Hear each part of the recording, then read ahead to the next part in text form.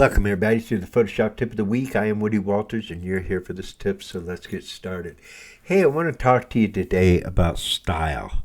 And Anna Brown brought it up and asked me about it, and I made a little video, and I want to elaborate a little bit on that. You know, style is everything. It's what separates you from the other photographers or the other artists. It's what gives you the ability to make a name for yourself, to make a unique body of work.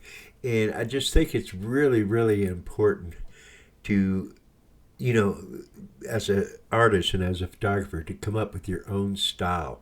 And it's something that evolves. It's something that you specialize in. And over the years, you take it, step by step into a deeper formation, a deeper concept.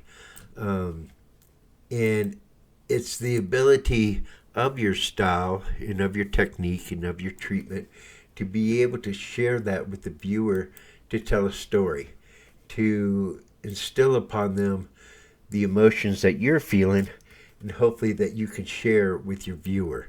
And I think it's of the utmost importance. And I've tried for many a years now. I've been a photographer for many of years.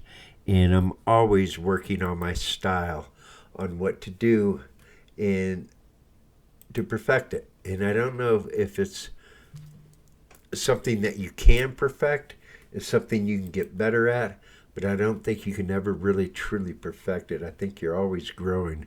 And, with age comes growth. And so with that, comes maturity. And I think that's what it's all about. And so I want to leave you with that thought and leave you with that concept. And so, there's your Photoshop tip for this week. People, if you're not a member of the exclusive group, you need to jump in.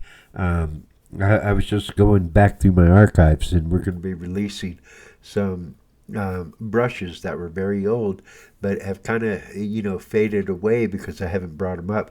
I'm going to reissue those and let you see them, and so keep an eye out for those. And so till next week, shoot from the heart, shoot with passion. We'll see you here at the Photoshop Tip of the Week.